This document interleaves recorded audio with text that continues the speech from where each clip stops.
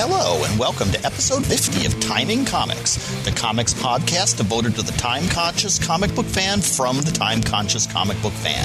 I'm your host, Levenstein, here to discuss the time it takes to read comics time after time here on Timing Comics. As you know, we devote this podcast to the time-conscious comics reader. Have 5 minutes free and want to know what comic you can read? This is the place for you. We cover current comics sorted by the time it takes an average reader, that would be me, Levenstein, to read those comics. Let's get right into it for this week. First up is Jungle Girl number 0, 25 cents from Dynamite Comics. 2 minutes and 5 seconds. The perfect book to read on that commercial break while watching Heroes or Smallville. Have 6 minutes free? Try Tales of the Sinestro Corps, Parallax from DC at 5 minutes 50 seconds. Or Streets of Glory from Avatar at 5 minutes and 52 seconds. Clocking in at 8 minutes and 37 seconds was World War Hulk number 4 from Marvel.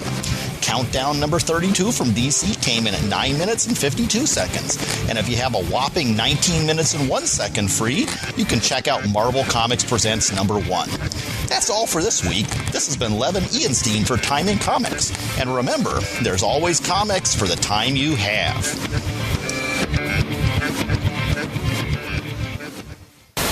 Yeah, so I said to her, what's really going on with life? And she didn't really... Wait, what the hell was that? Welcome to episode 49 of Comic Timing. I'm Ian Levenstein, joined by the co-host back from his absence, mostly due to the fact that he wasn't at CGS 300, Brent Kossina. What's up, Brent? It's called 3,000 miles. Florida. Yeah. Hello. Hey, there was at least one dude from Florida there that actually drove all the way to CGS 300. Yes, I know. Wait, was it Andrew Charapar? How old is he? Yeah, Charapar, yeah. Older than you. How old is he? Older than you. Older than me? Does he have a real job? Maybe. Which translates to? Money. Money, right, exactly. Thank you. And what don't you have? A real job translates to money. Money, yeah. Yeah, I don't know what the hell happened there at the beginning there. I sort of got knocked unconscious for a minute and then woke back up, so that was like jumping through the source wall, man. I know, dude. Tell me about it. Remember the 52? I felt like I was on Earth 3 or something like that, but yeah, whatever happened at the beginning there happened. I'm not going back and changing it, but yeah, we're going to talk about Superman Doomsday here. Might be joined by somebody else later on, might not be. It all depends on whether or not they're done with their thing. So for now, it's just Brent and myself. Hasn't been like that in a while. But it makes up for the fact that he wasn't on the last couple episodes. Right, Brent? It's just you. Just the last episode. Well, dude. Oh, yeah, I forgot. The crossover. You were on the crossover. It's just one. Yeah, you were on which the crossover. Hasn't been released yet. Fuck! It will have been released after CGS 300. Yeah. See, this is why releasing This is a things... time paradox. Dude, I know. Tell me about it. You know, that's why when you release things... out of order like that, it messes with your head. I don't know what week it is. I don't know what year it is. I don't know what time period it is. I don't even know what time of the day it is right now. All I know is that I'm sitting here in front of my computer talking. Well, it wouldn't have been out of order if Rav had sat on his ass like he usually does and released it next week. Yeah, I was actually kind of surprised that he released it so quick. Listen to part 1. It's very, very fun. It's good times. We already mentioned that on the previous episode, but I want to mention it again. Geeks United is a very, very good show. It's just a yearly show. We didn't expect it to come out, and hopefully he came out with the Stargate one by the time this episode's out. But anyway, yeah, we're talking about Superman Doomsday. We're talking about the comic. We're talking about the DVD. Mostly the DVD, but we're going to compare the DVD to the comic. Now, for those of you who don't know, the first official straight-to-DVD movie release in a long time of DC Comics was Superman Doomsday. The last one to come out before that, if I remember correctly, was the Teen Titans Go one, right? Teen Titans Do Tokyo or whatever it was. That came out? Yeah. Yeah, sure. See, I'm not in tune with Teen Titans Go. Oh, okay, yeah. Well, the last one that mattered before that was Batman Beyond Return of the Joker, which I absolutely loved. And I actually just bought, today from Amazon.com finally because I had a bootleg copy. So I finally actually got myself the real one. But yeah, this is the first. Did you get the unrated version? I got the unrated. Yeah, I got the unrated because the rated one is pathetic. That's the one where they take out all the gore and violence. I don't know which one I have, but I have it. I got the one at Best Buy. Okay, do you have the one where he actually gets stabbed?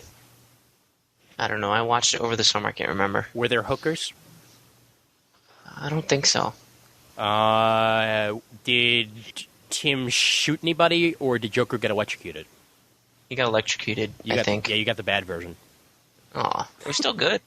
Well, yeah, it's good. It's just the other one's like a lot better. So if you get a chance, pick up the unrated one. But yeah, this is the first one of the new releases, ones that don't involve the previous universe at all. And it was all right, but we'll get into our further thoughts. But general comments, I guess we'll start with you, Brent. What'd you think of Superman Doomsday? It was a give and take. I bought it the day it came out, only because I went to Blockbuster trying to rent it. Mm-hmm. Because that's where I got the Marvel ones and the first Hellboy one. Okay. Before. They didn't have any at all. Ooh. They didn't have a box for me to look at. Meaning that other people rented them. Okay. They did not. It's like they did not carry it. Wow. Now, I don't know if it's that way in your town or in any of the listeners' towns, or that way it is now here in Gainesville. I haven't been back to look because I bought it. But, Well, last I checked, I haven't been to a Blockbuster in a while, but when I went to the last Blockbuster I was at, they kept the box out, or at least they kept it available to look at, but if it wasn't there, it wasn't there. Right. Yeah. Usually if they're out of something, you just see the empty boxes with the covers. Mm-hmm. Yeah. And there's none behind it. Mm-hmm. Yeah, but not wasn't anymore. like that. Yeah. Wasn't like that here. Ah, well. Well, that probably also means that it doesn't exist. Maybe they didn't order any. Yeah, maybe. It's possible. I don't know. Or either that or they had like 2 copies and they just said the hell with it. Or didn't put them on the shelf that day. Yeah. It's release day. Who knows? It's possible. But, yeah, so your response is eh? Yeah, I mean, it has good parts and it has bad parts. Or not bad parts, just disappointing. Mm-hmm. I think on the whole it's a good film. It's just disappointing that we know the regular story and how it's supposed to be, and then the departures that they took. Well, what I was expecting when I first heard about Superman Doomsday was that we were going to get something that was more like a Dan Jurgens style, because that's what they announced at first, that these were going to be movies that were a lot more like their original comic versions. Obviously, the Darwin Cook New Frontier that's coming out is going to be in Darwin Cook's New Frontier style, so I was expecting this one would be animated like Dan Jurgens, and that's not what we got. Instead, we got, well, something that sort of looked like the Superman the Animated Series, only with weird lines on Superman's face. You know what? I think those were Dan Jurgens' cheekbones. Are you serious? That's the Dan Jurgens style right there. Okay, if that's Dan Jurgens style, I have to go back and read all my Dan Jurgens comics again. I'm just kidding. Like I don't really think it. Okay. Yeah. All right, yeah. I guess they were looking for a more mature tone to it, but I don't know. It felt like something that could have been more gory even than it was. This was supposed to be rated PG-13. Yeah, that was one of my one of the big comments I was going to make. It says PG-13 on the back for action violence. Mm-hmm. Now, we've all seen Batman Begins, right? That was pretty violent. Yeah. Some other PG-13 movies that were violent. Aliens vs. Predator, however crappy it was, you still had people's heads getting ripped off with green blood. Yeah. Right? And people died. Yeah. The Ring, pretty fucking violent and scary. How about X2? X2, yeah. Violent. People getting stabbed. X3 is kind of violent. Yeah. Is it just me, or do all other PG-13 movies show blood except animated ones? Yes, I would go that route. Well, one of the reasons why I didn't like the cut version of Batman Beyond Return of the Joker is because they cut all the blood out. That's when WB decided that blood doesn't really exist, and that it's just make-believe, like monkeys evolving into humans. Well, here you can count the appearance of blood like on your fingers. Superman, 2 lines out of his mouth when he dies. Mm-hmm. The line of blood that goes across Lois's cheek, and Toyman. Yeah, I wanted more blood. And Toyman, I'm not quite sure if this was the Toyman I wanted to see. Really. Well, let's go back to your general comments. I thought more violence. I would have liked to see. Well, not more violence as in gore, but it still felt like JLU sometimes where they pulled away from the hits. Mm-hmm. I still had scenes of, in the Lex Luthor beating up the clone Superman. Mm-hmm. Oh, yeah, spoilers. This whole thing's going to be spoiler-filled. Yeah, well, I'll put that at the... Well, wait, there is not going to be a very beginning to this one. All right, fine. Well, yeah, spoilers. Right. Yeah. Whoop, whoop. Yeah. So, Lex Luthor's beating up the clone Superman, right? Remember that? With the kryptonite gloves and all that? Mm-hmm. And instead of us seeing the clone Superman's face getting the shit beat out of it with the gloves, we pretend like we're Superman and see Lex Luthor's kind of fist coming at us. Yeah. But really, I don't think we ever saw the fist. We just kind of see like half of an arm and some action lines. Yeah. So you're still not seeing the hit, and then they pull back and do a wide shot, and instead of seeing the red lights and stuff, they go all artsy-fartsy, and it's a black silhouette. So you're still not seeing the hits. You're just seeing shadows. I guarantee you. Which is what it was in the Batman cartoon and JLU, and that's still, like, I know Bruce Timm did this and it's in the Bruce Timm style, but come on, loosen the fuck up already. All I have to do is mention the Superman Shazam episode of JLU to say that was more violence than we got in Superman Doomsday. Yeah, and I recently just watched JLU since school started, and I love that episode, and so I'm all caught up on JLU and all that stuff, so I can compare it. Good, yeah, and even that. What'd you think of the animation itself? I mean, again, we already made comments about Superman's chin, but other than that, was it at least clean animation to you? I thought it was pretty clean. It was pretty smooth, and it looked really, really sharp. I put it in my TV earlier this evening. Like I watched it the first time, and I put it in there, and it looks really sharp. And then usually that's fine, but when I put it in my DVD player on my computer, it's kind of grainy, at least the JLU episodes anyway, and any other movie.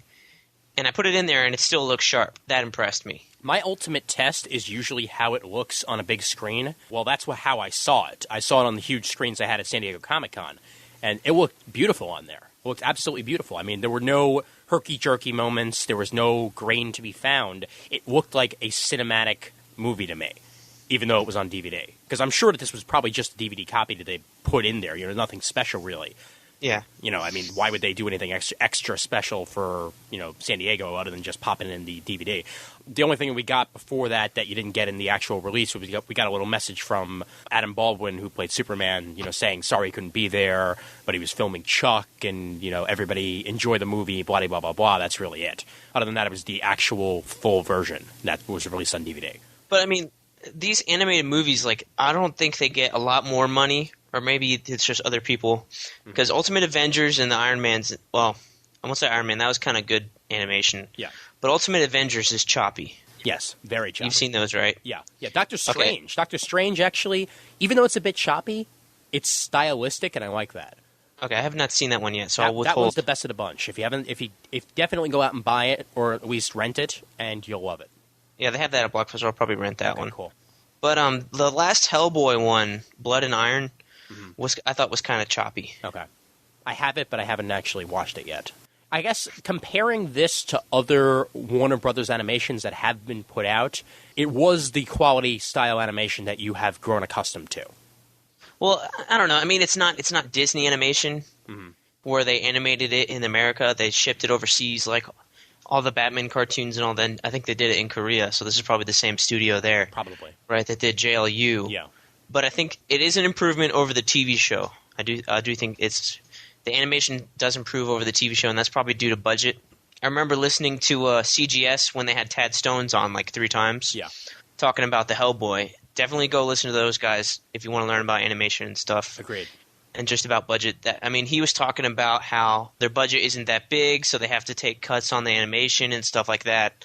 And when you watch those movies, you can kind of tell. But he says that with the success of each one, you get a little bit of a bigger budget. And, hopefully we'll see some more Hellboy stuff. But that's what I'm kind of basing my judgments on, is what he's told us in those interviews. Well, what I'm going to base it on is actually what Dan DiDio said about New Frontier. I'm not sure if the same thing was about Superman Doomsday, but he himself says many times in that little trailer they did for New Frontier that these are big-budget movies, that they're putting a lot behind these, and they want to make these as good quality as stuff that you would find in the live-action stuff that Warner Brothers is putting out from DC properties. Obviously, this is going to be a bit different because obviously it's animated, but they want the animation to look crisp and clear and smooth and not make you feel like you're getting cheated by the fact that it's on DVD and not on a big screen.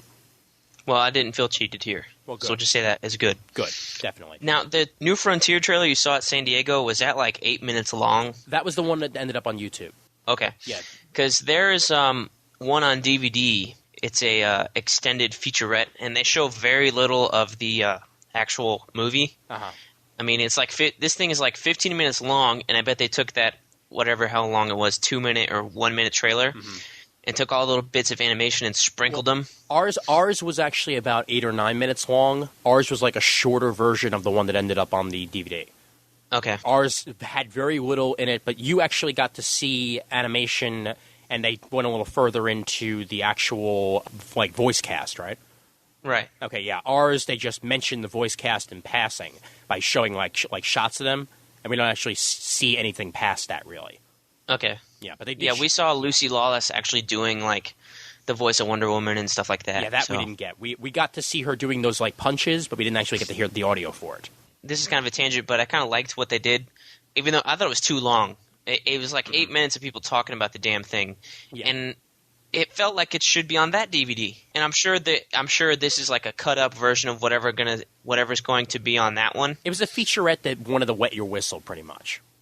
Basically, but I'm thinking that they shot the behind the scenes stuff for that movie, and then they said those guys, okay, take your 40 minutes that you had or 30 minutes and cut it down to 8, and we'll put it on the Superman Doomsday DVD. That's what I'm thinking. Okay. Because it has that same kind of professionalism, and I won't be surprised if they have the same blue screen backgrounds that they did on this one when that one actually comes out in January or whatever. I don't know when the next one comes out, though. That is kind of funny to me, then, that they made 2 different versions. One that was shorter for San Diego Comic-Con, and one made specifically for the Superman Doomsday DVD, and then they're going to make an even longer one for the New Frontier one. But that's just me conjecturing. Okay, all right. Well, that's why, to me, it kind of feels like... Because why would you shoot it twice, though? Okay, yeah, so they shot in a 40-minute one, right? Yeah. And then they cut it down to 8, and then they cut it down to the 3-minute thing you saw. All right. I'll give you that much. Like any movie that they make, you know, right? Mm-hmm. Yeah, but the only reason why that featurette was on there... It's because you were at a panel for the all of the movies, right? No, actually. This was just the screening for Superman Doomsday. They tacked it on to the end to wet your whistle for a New Frontier. What I'm talking about is the reason why I think it ended up on the Superman Doomsday one was because there were some people who were poo-pooing Superman Doomsday that were like, hey, this doesn't look anything like what we expected. You told us it was going to be Dan Jurgens style, and yet New Frontier looks so amazing and incredible. Let's just wait for that. So I have a feeling... like, well, you can get your first look on the DVD. Sure, exactly. Mm-hmm. Yeah. I'm sure not that many people would buy an entire DVD just to get a taste of something else, but there might have been people who went straight to that and then watched the movie. If there is one redeeming factor about this DVD, and let me tell you, Ian, you need to go rent it or buy it. Okay. It is the comprehensive documentary. This is from the back of the DVD case. Okay. Requiem and Rebirth, Superman Lives, about how the DC Comics team decided Superman's fate. Huh. Okay. And this thing is like, I want to say 45 minutes to an hour long. Okay. It is not 15 minutes. This thing is long. Cool. This is something they could put on a comic book cable channel. Very cool. Right? Mm-hmm. And that they could cut up into an hour show or whatever. Like put it on G4 or something like that, even though it's not... Something like that. Yeah, okay. It's got John Bogdanove, all the artists and writers. Dan Jurgens is there. Louise Simonson, one of the writers, is there. Mm-hmm. I'm forgetting everybody who worked on the damn thing. Carl Kessel, or Kessel. Yeah. Is on there. Did it have Eminem? Because he did some art. I don't think they had Eminem. Okay. Roger Stern is on there. Jeanette Kahn, who was the executive editor or whatever at the time, is on there. The really scary-looking lady, you know what I mean? Yeah. I thought it was just going to be them talking about it in comic book pages and stuff. Mm-hmm. But they have, video of one of their Superman summits. Oh, very cool. Which is, they're all meeting together and they map out on, a big whiteboard. You mean the one that Raph has always wanted to be a part of? Exactly. Yeah. This is the thing, Raph's dream, so hopefully Raph has seen this. They say the whole thing. Originally, it was going to be Superman gets married. Because at that time, in the real story, Lois Lane knows who Superman is. Yeah. But Lois and Clark had started up that same year, the TV show, and they wanted to do that down the line. Mm-hmm. So they pushed that off, but still wanted to do this big story. Yeah. So then they said, well, somebody said, I forget who it was now, but they were like, well, let's just kill him. So that's the genesis of this. And I'm already imagining in my head somebody who looks like Hans Moleman just raising their hand and so any suggestions on what to do? Let's just kill him. So, and it's divided up into 4 parts. So 3 of those parts is the story. So one of them is the beginning. Mm-hmm. The second one is World Without Superman, and the third one's Return of Superman. Uh-huh. They don't go into story specifics about this is how he comes back and readers had a problem with this. They just give you overview. Doomsday, here's how we came up with him. He dies. Here's how we came up with the idea. I really liked the Justice League scene. I cried as I was writing it. Mm-hmm. I cried as I was editing it. Stuff like that. I cried as I got my paycheck. Right. Yeah. And then, like, the fourth one is the actual release. So they have news footage of, like, the death of Superman Day when they did the midnight release or whatever, and the black armbands and everything that you hear that I've never seen, I got to see on this documentary. Yeah. So for me, it was really worthwhile to watch. Well, so that's if somebody totally wants to bash this thing, this is what makes the DVD worth a rent or a purchase. Awesome. Yeah. Well, now you've just convinced me to get this from Netflix. So, yay. I had no reason to see it a second time because, again, it's good. It's just not something I can watch over and over again. I probably will rent it just for that now. You're welcome.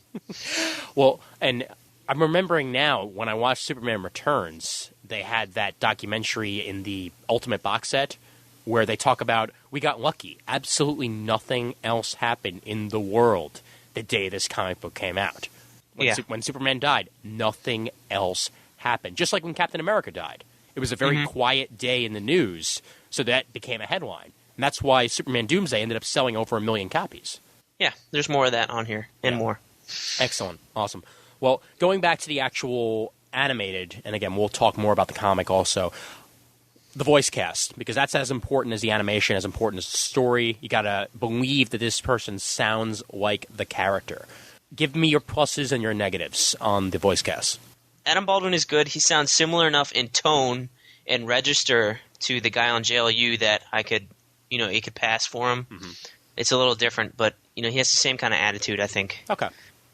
So that was pretty good. Jimmy Olsen, I guess he was okay. He wasn't in it much. That was Adam Wiley who got to play him.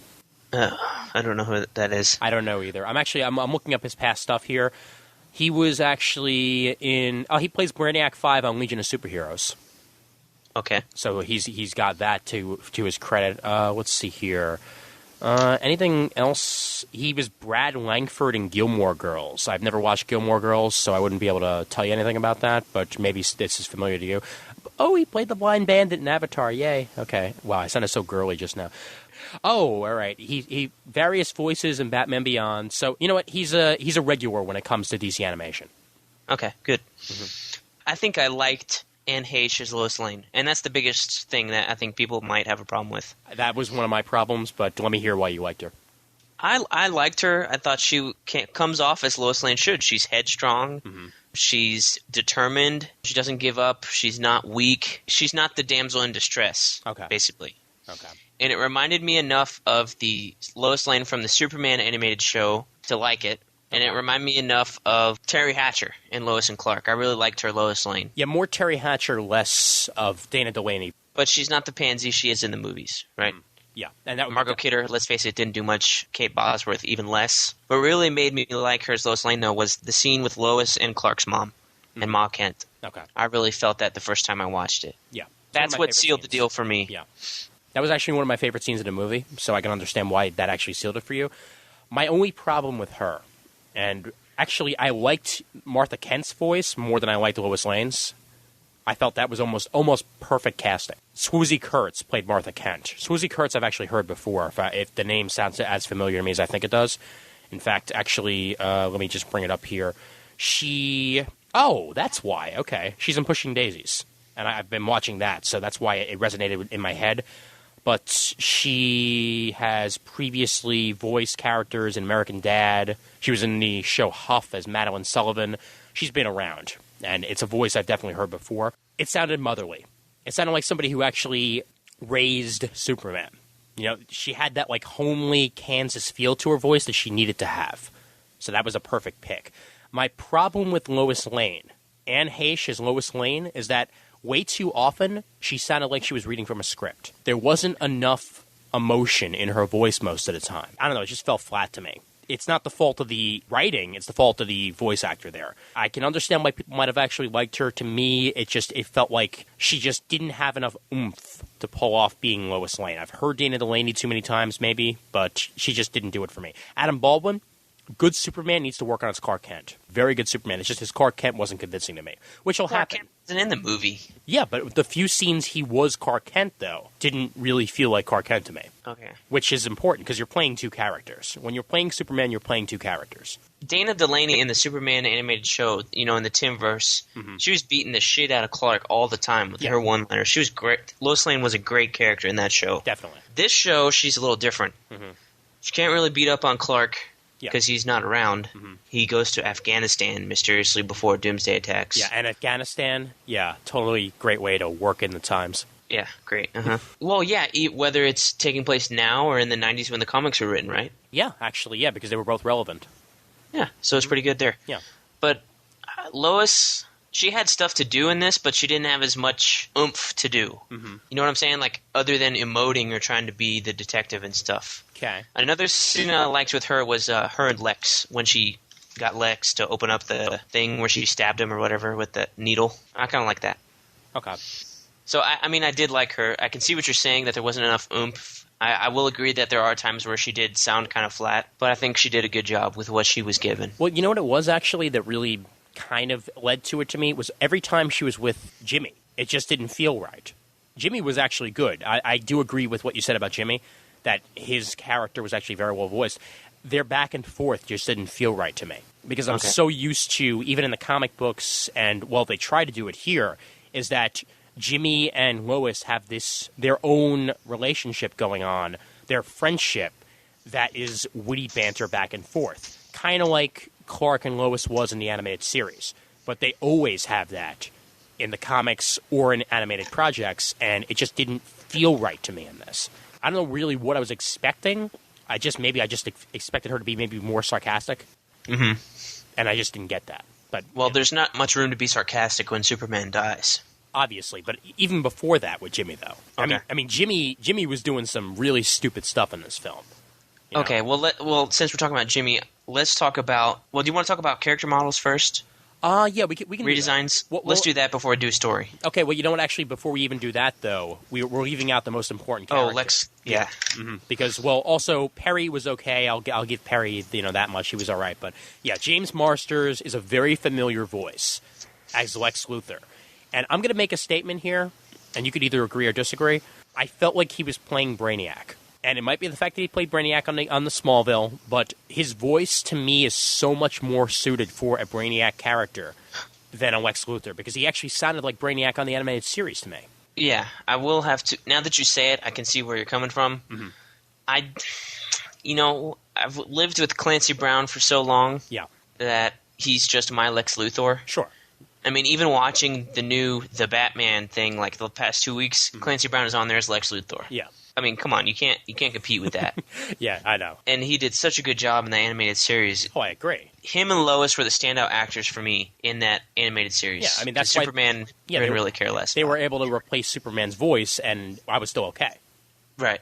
You know, when they replaced him in Justice League, they got a guy who sounded enough like him where I was fine with that. But if you would have replaced Dana Delaney or Clancy Brown, it wouldn't have worked. Lex Luthor here, though, I don't know if it was him or just like what he was given. He didn't really have much to do. He sat around brooding, basically. Yeah. It begins with like this great opening monologue about how sometimes gods must die. And then it ends with a closing monologue by Lex Luthor about how sometimes even gods can return from the dead. So, I mean, those are good opening monologues, but they just didn't sound... They sounded like Lex Luthor the way the words were, like something you'd read out of a comic that he would say. But just the tone was too cold and almost too flat. To me, Lex Luthor has to be a little nutty. This guy didn't seem nutty. This Lex Luthor was, like, cold and calculating all the time. Well, he seemed more like a Batman villain who plans everything out. See, you took the words out of my mouth there, because I was actually just going to say I liked the fact that he was cold and calculating.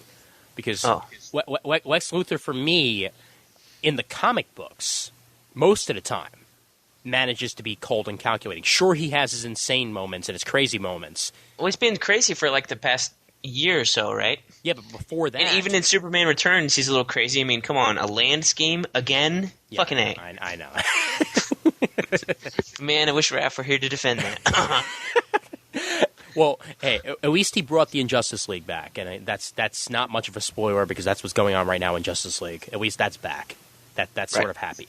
And I love the fact that they're called Injustice League Unlimited. Yeah, that was awesome. But he does have his crazy, silly moments, but he has those cold, dead moments almost. Like, you feel like this is a guy whose soul was lost a long time ago. That's the part of Lex Luthor James Marsters was able to capture. So even though I felt his voice was more suited for Brainiac, he did add some things to the character that made him different enough than Clancy Brown's character to maybe distinguish between the two. that might have been a reason why I didn't like Lois nearly as much, because she didn't bring enough to the table to make her different than Dana Delaney. It just felt like she was trying to be the same character. I wanted a bit of a different thing going on here because she was different in Superman Doomsday, but not, I don't know, like they didn't make her different enough. Lex Luthor was different enough here. That makes sense because Lex Luthor pretty much in this movie was cold and calculating. Yeah. I mean, he sits there for half the movie and sits behind his desk until the clone Superman comes. Yeah. And basically beats the tar out of him. But then he gets shot with a needle by Lois. Yeah. Not very Lex Luthor-like. Well, when he kills Mercy for no apparent reason. No, I did not understand. That was stupid. That was stupid because right away, and again, time for fanboy rant, all right? You do not fucking kill Mercy. Well, it was like, oh, Lex Luthor hasn't done anything evil for 40 minutes. Mercy, you know about the secret Doomsday. And I didn't even know that was Mercy. He said her name like once or twice. Once or twice, sure, but the voice that they chose for that is a very familiar voice in animated features. It's Cree Summer. She's voiced characters on Rugrats. She's done a whole bunch of stuff all over the place. That's why I couldn't really buy her as Mercy, because Mercy has always been a bitch to me. Well, it was a total departure. This was like some hot secretary. Yeah. It wasn't the psycho bitch karate driver. She's supposed to be a bodyguard. Exactly. She was not a bodyguard in this movie. Because obviously she wasn't, because she was able to be killed by Lex Luthor, who was strong like as an ant. Lex Luthor's secretary fuck toy. Ooh. And that's what she looks like. Sad but true, dude. Sad but true. I don't know why they went that route, because in Superman Doomsday she wasn't like that. If I remember correctly, she was actually in the original Superman Doomsday, right? I mean, she was in Death of Superman. Let's clarify here, because Superman Doomsday is a thick trade about Doomsday's origin and the Doomsday Wars and shit. When I've accidentally said Superman Doomsday on this show, I've meant Death of Superman, because Superman Doomsday was back when he still had the mullet. So that was actually after he had already returned. But yeah, if I remember correctly, she was in Death of Superman. That was also when Lex Luthor was masquerading as his son. Oh, is that what happened? I thought it was a clone. It was, at first, he was masquerading as a son, to the public. As a son. People knew in the background that he was actually a clone. But because he had red hair and a beard... Wait, is he a clone or is he masquerading as a son? He was masquerading as a son, but people behind the scenes knew he was a clone. That's the way it went. I hadn't read anything. I jumped right into there with Death of Superman and Return. And it read to me like it was a clone of Lex Luthor who took the identity of a long-lost son. I'm gonna look that up right now. 1 second. So yeah, they totally threw that out in this movie, which kind of makes me glad. Yeah, because that was really confusing just to read that on a lark, in the middle of the 40 comics or whatever that whole saga is. Mm-hmm. Death to Return. Okay, all right, here we go. The clone actually had Lex Luthor's brain. So this was our Lex Luthor. It was a cloned body. He then masqueraded as his illegitimate son and heir, Lex Luthor II. Okay. Yeah, it's a crazy story. What are you going to do? Yeah, he transplanted his brain into a clone of himself, which he passed off as his hitherto unknown illegitimate son and heir, Lex Luthor II. Ah, convenient. Mm-hmm. Yeah, and he was then that character until his hair started falling out, and then he revealed himself as actually Lex. Ha-ha! Yeah. Mm-hmm. So there you go. But yeah, anyway, going back, I think there was a Mercy then. This is back when also Lex Luthor had an unhealthy relationship with Supergirl. Yeah, Matrix Supergirl. Yeah, Matrix Supergirl. They had a whole thing going for a while, and that's why I'm not quite sure if Mercy was around. I think she was, but the point is, Mercy, I've always known her to be a bodyguard, and this one she was a secretary. It didn't really work. But since we're talking about Lex, let's talk about character designs. What did you think? I liked it. I liked the character design on Lex. I felt that it was, I don't know, it gave him more of that angry businessman feel, which was okay for me, because in the animated series and in JLU, he felt like a guy who could actually hold up in a fight. Lex Luthor here is like a whole lot skinnier. Sure, yeah. Which is the thing, when you're a guy on Wall Street, you don't always have time to work out. So this one, to me, felt more like the angry, evil businessman type. It worked for this here. I wouldn't want to see that on a regular basis, but it was a nice change here. I've already made my statements about Superman's design. Take off those few marks on his chin, and he would have been fine for me. Well, if they took those few marks off on his chin, he would have looked exactly like he did in the animated shows. Yeah, but I think is why they're different. But how else do you draw Superman? With the Bruce Timm style? Yeah. No, I don't know. Yeah. Add more funky lines. Maybe it was to distinguish him, make him look older. Maybe, but to make this an older Superman. Well, think about it this way. The reason why Batman had a redesign when Bruce Timm was doing it was because he was forced to use a specific style the first time around. He was forced by the animation company to make it look more like the movies. When he had a chance to break off and recreate the characters, he made it look the way he did. And that was fine. The Superman that he did, he never had to worry about that, so that was the way he wanted his Superman to look. So there really was no reason to change it. This was his Superman. Well, I like the original Batman design better than the Reed one. I like the one in Gotham Knights to the one in Justice League. Okay. I think his ears are way too fucking long. He's the, not a Kelly Jones Batman. Well, I like the one in JLU. I don't like the one in Justice League. In JLU, they made a few changes. They made his ears smaller. They definitely did make them smaller, and there were times because he was because he was colored blue as opposed to gray in JLU. There were times when he closed his eyes and they zoomed in on his face that looked just like the original design for Batman, which I was certainly okay with. It was a nice combination of the two for me. With this one, though, I didn't see any reason to redesign Superman. Unless you're going to do something like a New Frontier where there's obviously a reason to, it's the same dude. Yeah. Well, let's talk about Clark, though. Okay. Clark, I think, had the most drastic redesign for the one scene that he's in as Clark. You know, in Superman the Animated Series, he's always wearing a suit. That's how you tell Clark. Yeah. I mean, pretty much, that's with any of those animated shows. If they're the alter ego, they're wearing the same outfit. Yeah. Unless it's like a special occasion. Bruce Wayne always wore the, you know, in the first 3 volumes or whatever, it's like the brown suit, which is ugly. Yeah. And then in the 4th volume, he's wearing the black with the red tie. Mm-hmm. Clark Kent always had the blue suit on, basically. Mm-hmm. Here, when he shows up, and his hair was combed back and was real slick looking, really nerdy. Clark Kent here is in a black t-shirt, brown leather jacket, and he's having like the 2000s pop star hair where they cut it real short, and instead of spiking it or actually doing anything with it, they put gel on it and go, mess their hands around, and then take their hands out. And they're like, done, a masterpiece. That's hairstyling. So yeah, Clark he has the badass hairstyle. You know, he's hip. He's happening. He's hip. Hey. He's Clark Kent. Ooh. He's not a nerd. Right. We know he's secretly a nerd. Right. Yeah. What did you think of Clark? One of the reasons why I liked it was the same reason why I liked the Lex Luthor. It was different enough for me. This one was okay for me. Superman's look is timeless. It's hard to really change it that much. That's why I guess they figured, hey, let's put some lines on his cheeks, and that's it. The Clark Kent look, he's had a lot of different looks over the years. During the time that the original Death of Superman came out, this is pretty much what he looked like.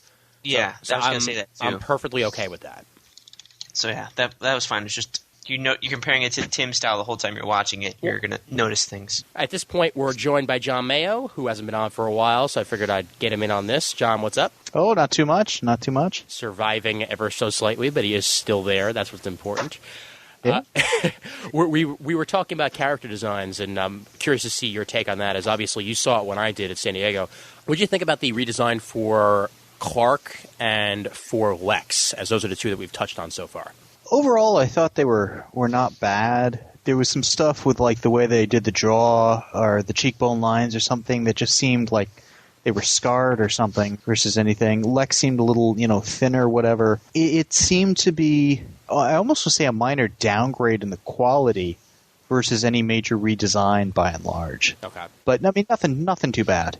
There was the one or two things that just didn't work for me, like I said, with the cheekbones and that kind of a look. But, yeah, it was good.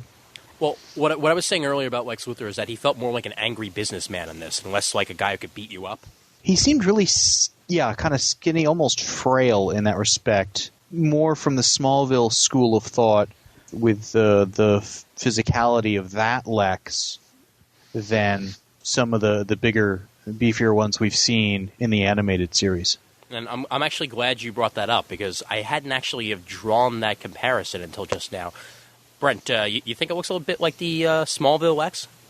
Definitely. I definitely think so, since Michael Rosenbaum's so tall and thin. Mm-hmm. He's basically got those Lex Luthor cheekbones. And John, earlier we said that the those cheekbone lines or whatever on Clark and Superman were the more of a Dan Jurgens look that they promised us. Oh, is that what that was? Good Lord, I'd hate to see a Bill Sienkiewicz look. Well, what John and I had theorized when we were watching it is that one of the animators just happened to like spill some ink, and they kept it. How do you get it so precise, though? Well, you see, it was such a fluke. It was such a fluke that it happened to fall at just the right point. Or maybe he's had super Kryptonian cheek lifts or something.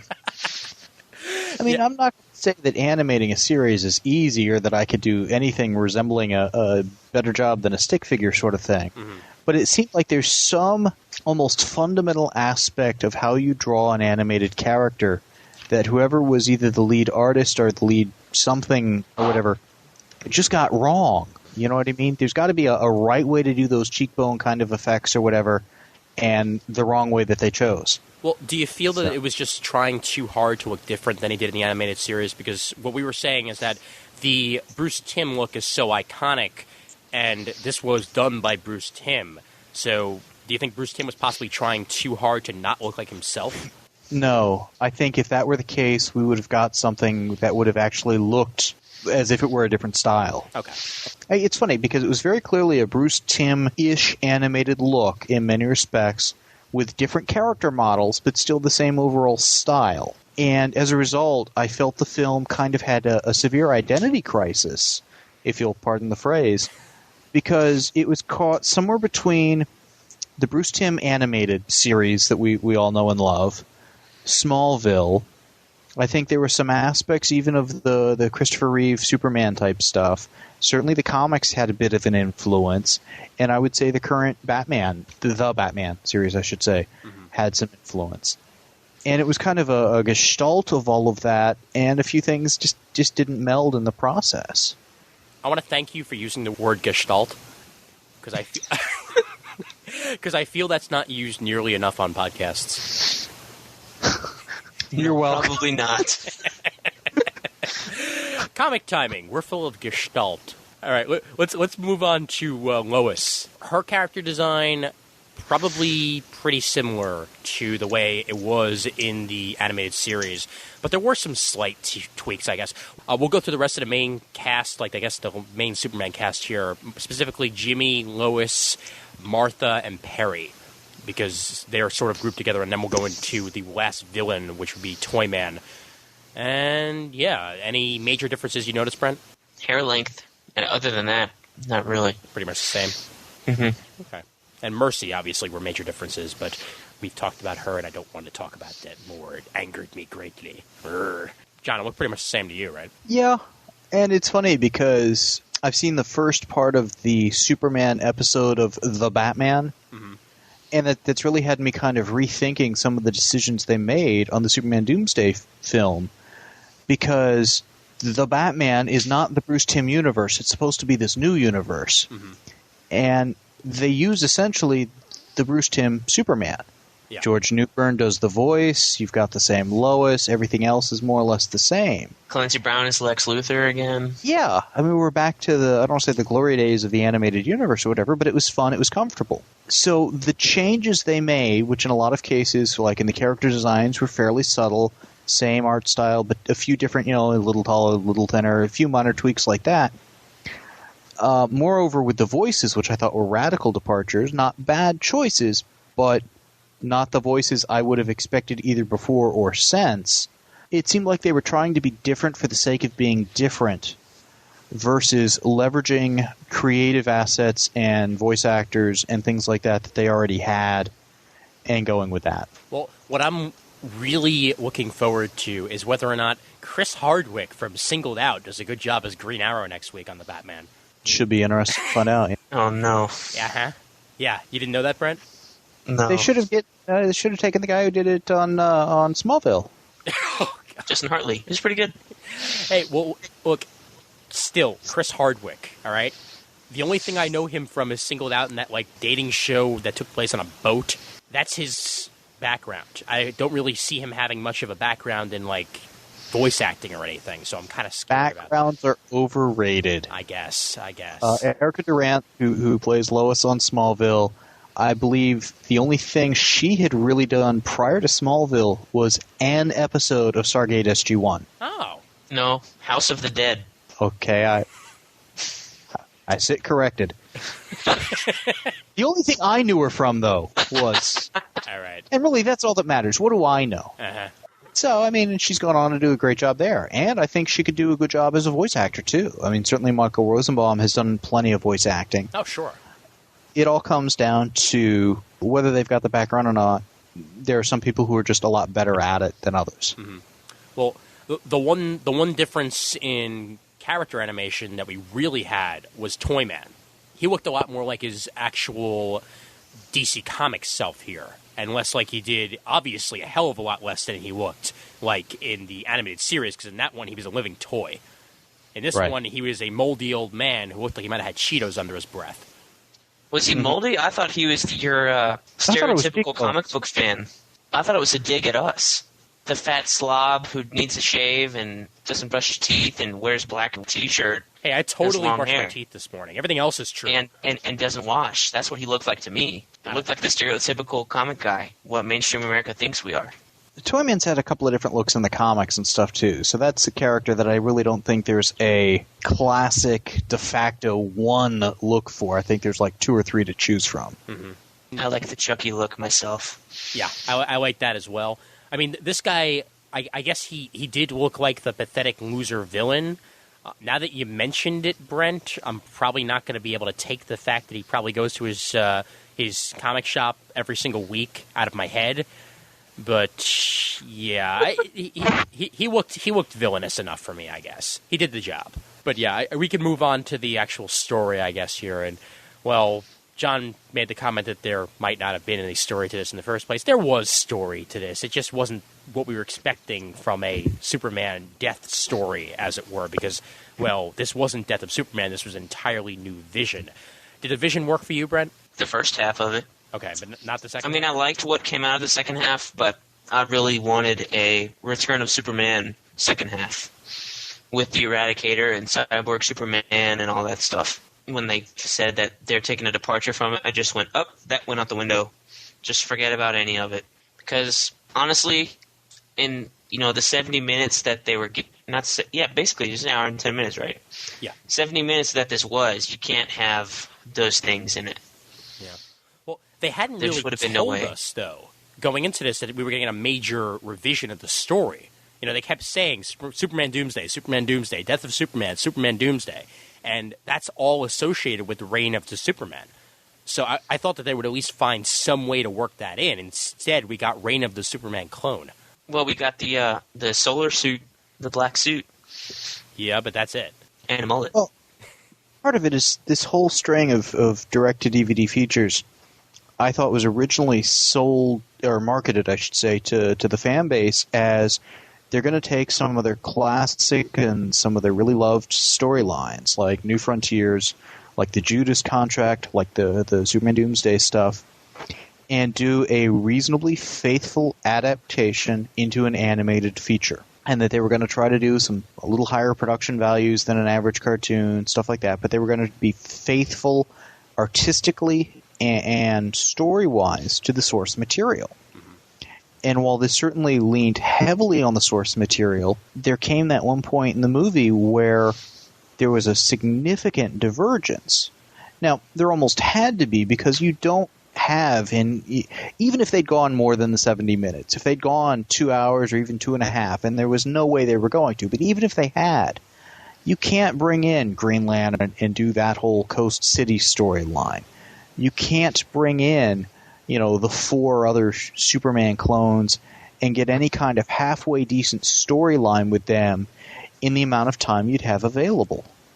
So they had to make changes, and I understand that intellectually. And I think the story they told was entertaining. It was not the story I had expected to be watching when I watched it. They needed a different title for the story that they told. I don't think Superman it's the title. Doomsday? He disappeared after the first 20 minutes. It was the way they marketed it, though.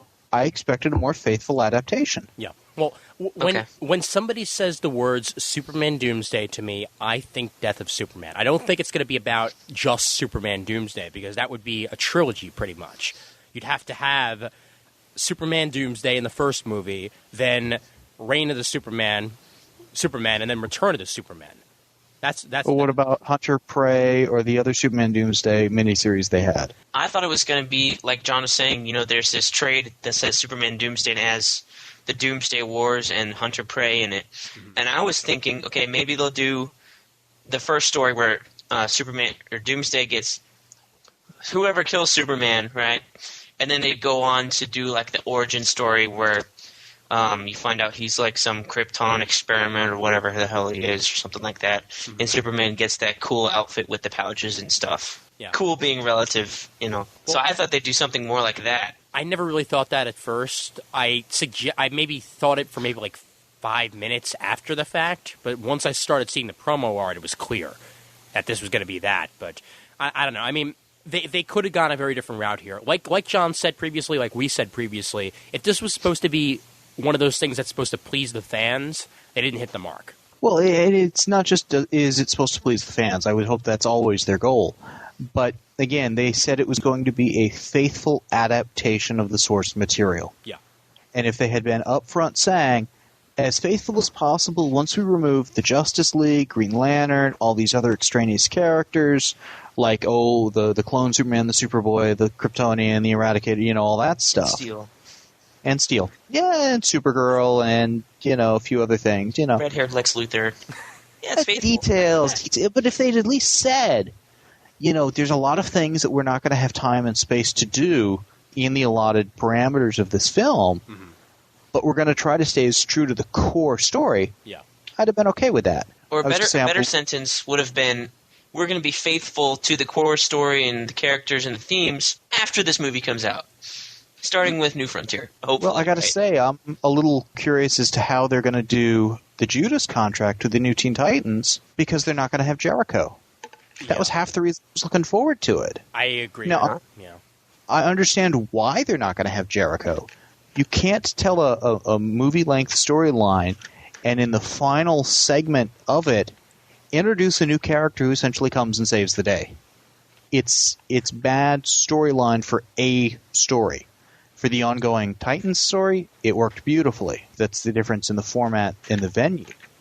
I think they'll be able to do a decent job with it without Jericho. It's just going to be a different story. They're going to have to make some changes to make it fit, but the basic gist of the story is going to be the same. Just like with this one, the basic gist was the same for the first half, not for the second half.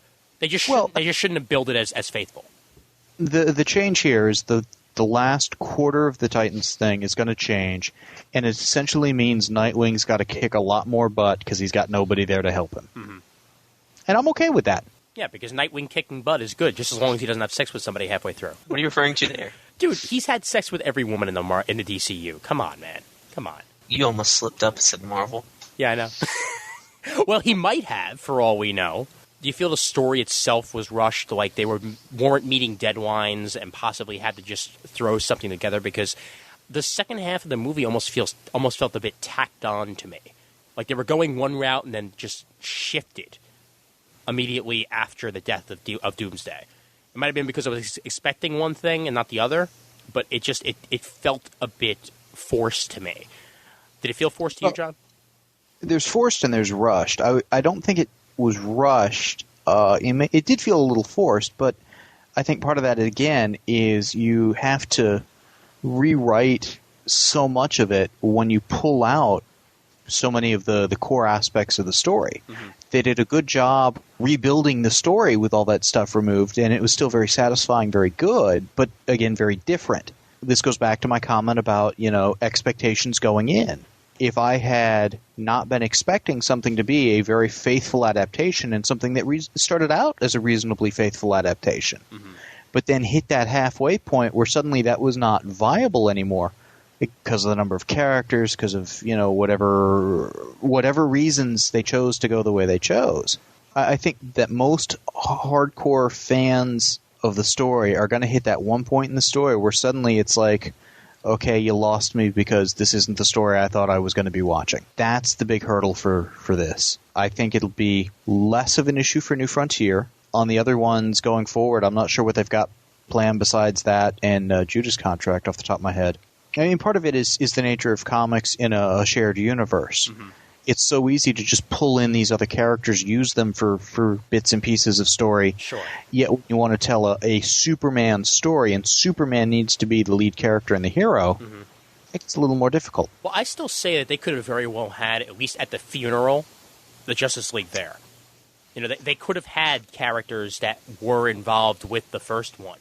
Have, like, the Justice League of that time be there and a couple of other characters, and that would have been perfectly fine. They just didn't. And I understand it's to tell a Superman story, but it kind of felt like, to me, that this is a universe where only Superman exists as a hero. Obviously, the other heroes would show up if he died. Well, it's funny because I would say that potentially an equally faithful adaptation of this storyline was told in Justice League, the cartoon series, mm-hmm. when they had Superman apparently die and meet up with, I guess, Vandal Savage in the future. Mm-hmm. They had Doomsday in that. They had the Justice League fight him. They had a bunch of that other stuff. They took some definite departures there, too, but they would have been better served if the first movie of these they had done was something that was naturally self-contained. Like possibly New Frontier. Yeah, New Frontier should have been the first movie. Yeah. Yeah, to me, that's definitely the case. Well, Brent, what's your opinion on the whole thing? Rushed, tacked on, other... Dennis, what? I don't want to say rushed because it felt as fleshed out as it could have been. I don't want to say tacked on because it certainly wasn't rushed. I just want to say it felt stock. Like, oh, well, we can't have a mechanical Superman in a suit, and we can't have a cyborg Superman, and we can't have but we can have a clone. Mm-hmm. Oh, they had 2 clones in the original? Oh, well, what about if we just have 1 clone, like Superman 3 or Superman 4? Well, he wasn't really a clone, but he had the same shit, right? Close enough. So, close enough, right? That's what I kind of got at the end of this movie with Superman 3, Superman 4, but a lot less evil. So you kind of felt it was like uninspired? Yeah, it really felt uninspired. They could have come up with something different, I thought. But maybe they did the clone thing to kind of echo the 2 clones that they had. And I'm talking about the Eradicator and Superboy here, kind of echo what they had in the original story. Now that John mentioned it, and now that you mentioned it as well, Brent, I kind of feel like that Justice League episode was more of a Death of Superman story than this one was, and that this one was much more of, say, a retelling of Superman 3 than Superman Doomsday. You could have even set this in a Superman Returns universe if you wanted to, and just had this have been the remake of Superman 3, just like Superman Returns is like a Superman 2.5, that sort of thing. Just have that be there, and that would have even worked for me. Well, I think it'd be interesting if some fan were to take that 2-part Justice League episode and the Superman Doomsday and edit them together. Because we might have enough pieces to actually get, something close to what we want. Oddly enough, that sounds like a project that needs to be done. There's got to be at least one fan out there with editing software that has already thought to himself, let's get this done. If not, the CGS universe is a very, very big universe, okay? Anybody who's listening to this right now who feels inspired, the chore is yours. Go out there and do it. I want to see the JLU episode combined with this one to make a proper Death of Superman story. Just go out there and do it. Add some lines onto his chin if you have to, or delete the other lines. Do whatever the hell you have to do. Just combine the two, and we'll get an interesting story out of it. Okay, John, what did you think about the beginning with the introduction of Doomsday? What about that? Do you have any particular feelings on that? There were, again, some departures from how the comics did. Again, they didn't have time to be doing a few issue build-up, as a subplot from other stories, whatever. So, I got they had to change a few things. I didn't have any major problems with it, but it seemed like something that could have been more faithfully adapted without really hurting the story any. In other words, I don't think they needed to have made all the changes they made. Well, I thought they could have used a couple comic book references, like, the big panels that they had at the end of every issue, the fist punching the wall, the thoom, thoom, thoom.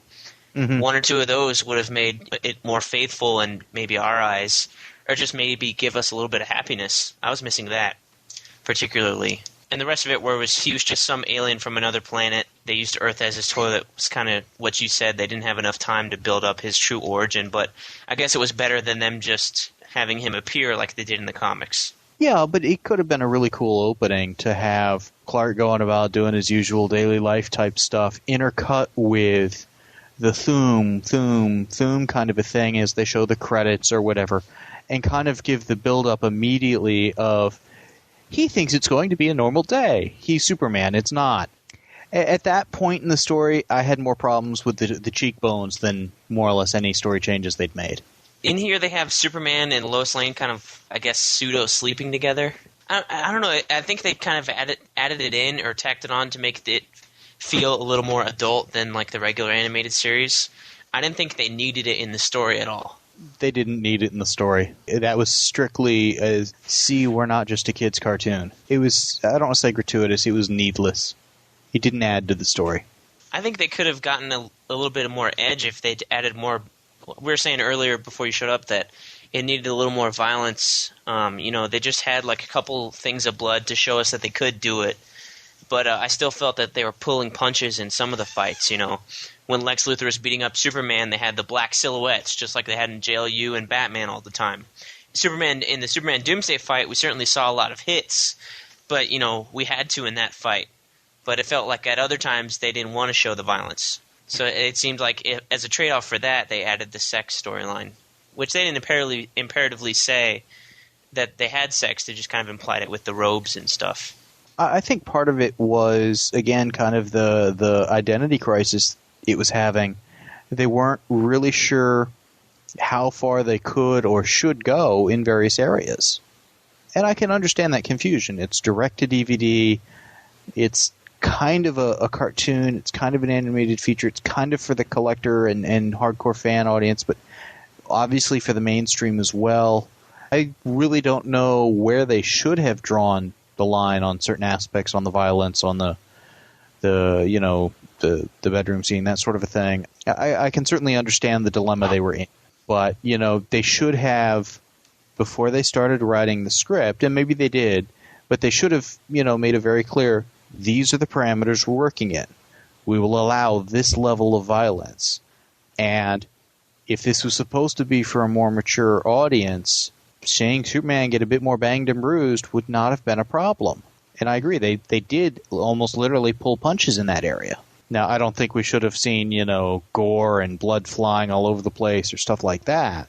And they did seem to hold back more than I was expecting.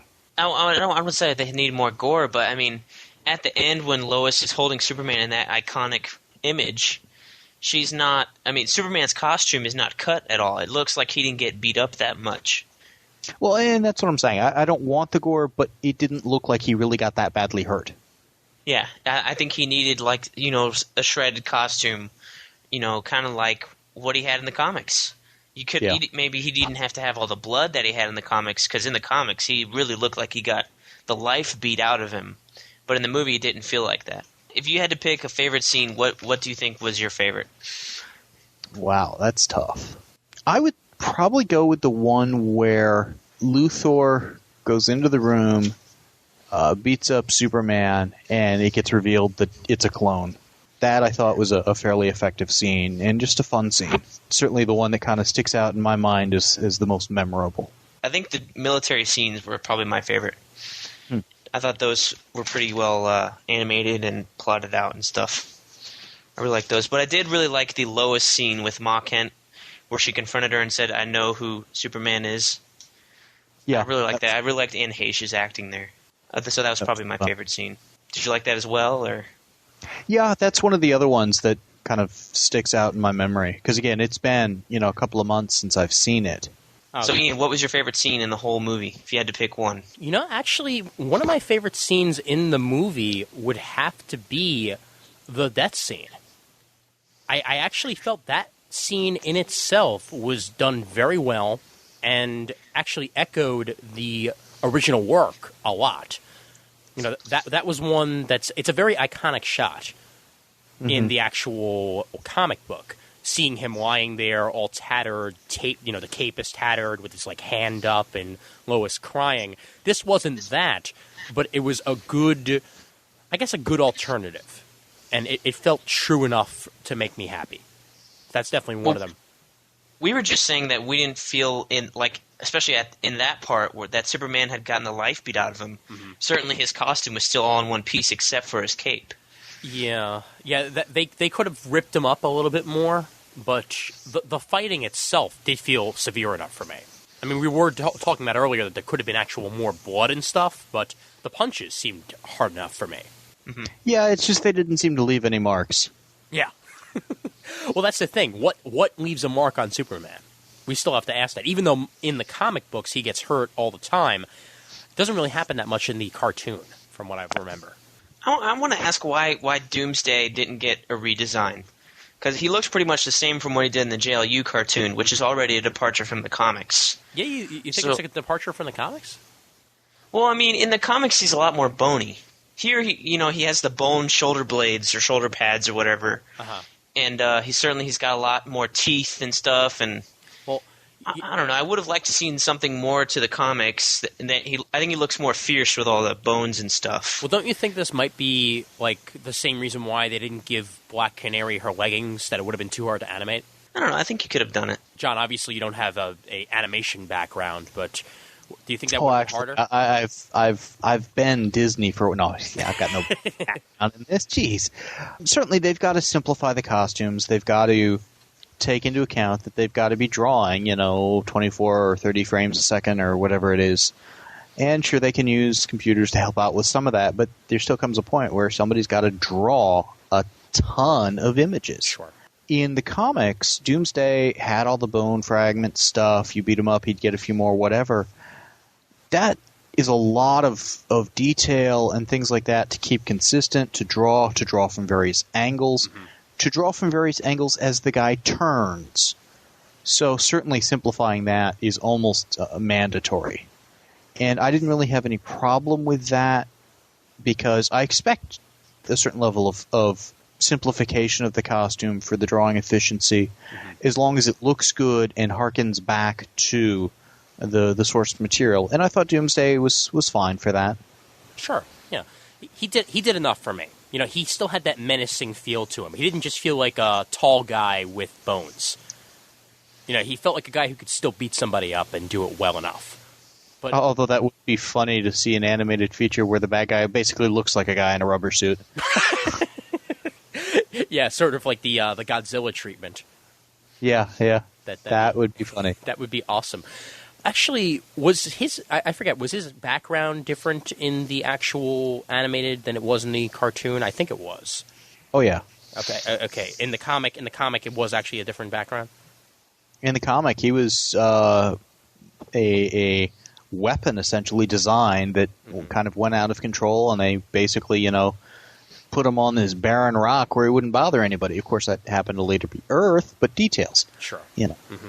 And in this, he's also like derived from some Kryptonian or something. Wasn't it like the Kryptonians' fault, or they were trying to clone Superman and it came out as Doomsday? I forget exactly what it was, but I don't remember if he was developed by the Kryptonians as a weapon, or if it was just in their area and they stopped him, or I forget the details. It's been ages since I've read that comic. It certainly did have something to do with the Kryptonians. I do remember that. That's why he was able to hurt Superman so much. Yeah. But a lot of that was retconned in. When he first showed up, he was buried, he escaped, he was strong. That's all we knew about him. Yeah. Because wasn't he originally found by the Metropolis sewer mutants or whatever the hell they were? Like sort of no, like the version of the Morlocks? He walked halfway across the country, whatever. He did? Okay. Because he was going through the Justice League and half a dozen other people at that point. Okay, then what am I thinking of then? Because I remember him running into these mutants in the sewer at one point. I could be thinking of... You're thinking of Supergirl going into Cadmus Labs after Superman died. Oh. But they're trying to find the body after it's been stolen. Okay, all right. So I'm thinking of the return and not the death. Yeah. All right, okay. Never mind then. But he didn't really rampage nearly as much in this one either. No. He killed a deer. Oh, yeah, because and he threw that guy into his house. That's the same. It's just one guy, though. Well, what's more hard to do, kill a deer or kill a guy? It depends on the deer. Yeah, it depends on whether it was a doe or a deer. A female deer. Right? I saw horns, so it was a male deer. Yeah, it was definitely a male. Well, I don't know. I mean, just there's something about Doomsday that always has to be like this, like hulking, unstoppable machine. While they got aspects of that in this, they didn't get the full aspects. Like he actually felt a little bit like a wild Hulk to me the first time I read Death of Superman. Like this could happen if the Hulk went rampaging. And oh yeah, totally. If the Hulk had been shot into space, somebody blew up the planet he settled on and got married on, and he came back and he was ticked. I totally see that. Gee, that sounds familiar. And then there could have been a World War Doomsday. Yeah. Uh-huh. Yeah, right. And then he fights. Wait. And then he fights everybody on Earth until he can't find anybody else, and then Superman comes. Yeah, that sounds like the Hulk Sentry. But you've got to have Sentry standing in a doorway for at least a half hour. Oh, right. Superman didn't do that in this, so yeah. Although a little different. Oddly enough, that what you were describing until the doorway was pretty much Doomsday. Him getting through every other person until finally getting to Superman. Yeah. Well, and they did a decent job building up the Doomsday character in the DVD and stuff, but he'd never had the unstoppable plowing through everybody else aspect because there was nobody else for him to fight. Yeah.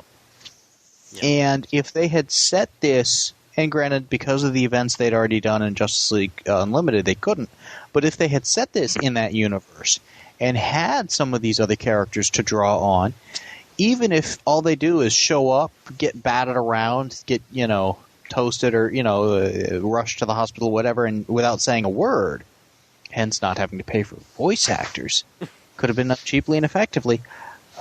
That would have built up, oh gosh, he is unstoppable, we need Superman. Yeah. But, as it was, Superman's the only game in town. Well, I forget, was there Star or Cadmus in this movie at all? No. Okay, yeah. That's something they could have put up as a roadblock. Possibly get either Star Labs people or Cadmus people, try to use some of their weapons to stop him, and then it doesn't work, and then he gets to Superman. Didn't they use the Special Crimes Unit or something, or am I thinking the comics? No, they had the miners who dug him up. Basically, he rampaged on them, but they had no weapons. Yeah, and then he went and killed a deer, and killed a guy with a shotgun in the hick town somewhere, and then Superman. Yeah. Again, just going from the Superman cartoon series, animated series, they could have brought in Dan Turpin and his crew and stuff. I mean, they should have had something to where there was something to really gauge just how dangerous Doomsday really was. And, a deer, now if it had been a bear, totally different case. Well, then I would have... Well, it made Metropolis look weak. Because we know Metropolis, from what I've read about Metropolis in the comic books, Metropolis has a really good police department with high technology. Well, that was the Special Crimes Unit I was talking about, yeah. Yeah, and we didn't get any of that in this film. Metropolis just seemed like a town that happened to have a superhero. But again, 70 minutes, you only have so much time. Oh, I know. And I think we're trying to tell too much story. Mm-hmm. Yeah, I guess you're right. Well, one of the other scenes that was awesome to me, the scene where the clone Superman takes his explosive device out of his head. That was creepy. It reminded me a lot of Britney Spears shaving her head for some reason. I don't know why. It's funny, I hadn't made that connection. Yeah, because Britney Spears shaved her head, obviously, to take out an implant that the record companies had put in there, that if she puts out a bad album, she explodes. I'm sure she thought she had something in there. But, I mean, she's got stuff to worry about. Have you heard her album? Oh. Hey, I heard one song and my ears bled afterwards. Yeah. Well, come on. How badass do you have to be to go into a barbershop and then proceed to do brain surgery on yourself? Was it a barbershop or a beauty salon? Beauty salon. Because that's what I thought was just hilarious. Here are all these ladies, getting their hair done or whatever, and here's this guy who's frying a hole into his head with his heat vision. He's got some really controlled heat vision. If he can make it not melt the mirror, but then bounce back hot enough to blast a hole in his skull. I want to know how he can do that without either wincing or at least blinking. That's got to sting. Well, Yeah, blinking would not be a good idea, would it? well, you see, this is obviously a universe where he has a couple of extra powers, where he has super negative nerve intensity, and his head is really, really strong, except for when a laser goes through it. Maybe he's got like those alligator eyelids that are clear.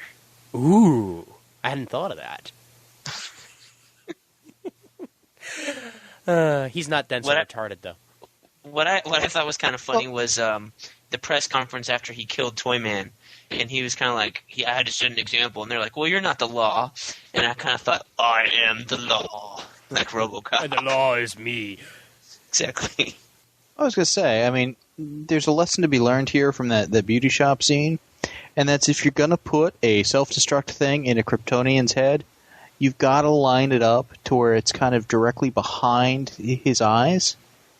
Because then, he shoots the heat vision forward, it'd have to go straight back to hit the thing, and it just wouldn't work, Well, what I would do is I would set up a elaborate mechanism where it's inside of a lead box, which has a little bit of kryptonite in it. So if he explodes it in his head, he'll melt the lead box, sure. But then he has kryptonite in his brain. And then he's screwed. I would implant more than one. I mean, imagine if he looked with the X-ray vision and he sees like about 50 little dots or whatever. Yeah, it's got kind of a feel to it. That would work. And then he finds Can out. I get a curtain? And then he finds out he accidentally swallowed the bottle city of Kandor, and that's what those little dots are. All right, yeah. Don't mock the Kandor. That's why you don't live in Kandor.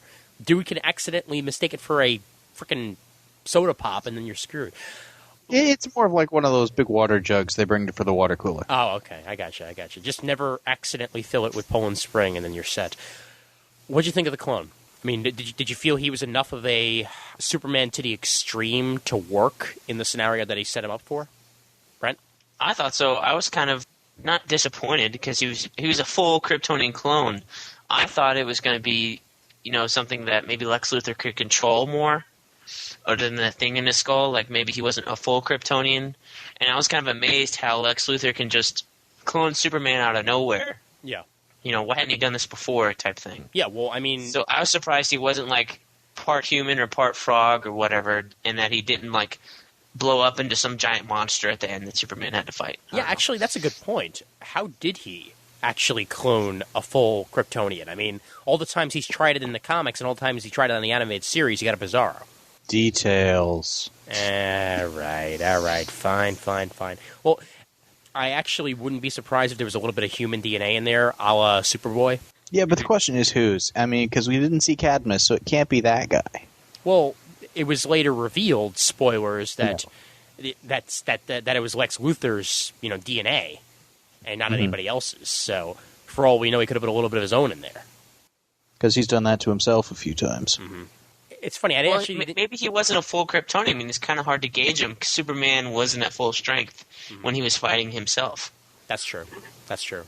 Yeah, it's funny. I didn't really notice these flaws until I actually started thinking about it now, about the whole Kryptonian thing, because they never really explained how he got through that. They couldn't, obviously, in an hour and a half, but it's one of those things that us comic nerd dorks will notice. But I want to know how he cloned all those clones so fast.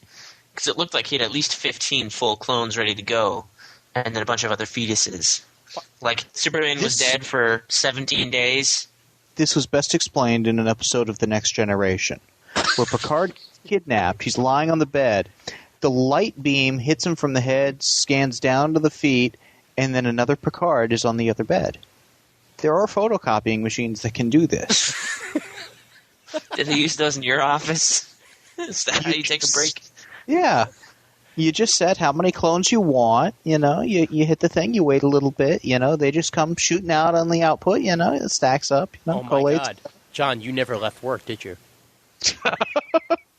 No, John left work a long time ago. His clone never left work. I understand how it works now. Another 3 a.m. Day for the John clone, but regular John gets to go home and podcast. I see how it is. That's how we get him out like clockwork. Clones are disposable as far as I'm concerned. Oh, That's why clones are so annoyed, you know?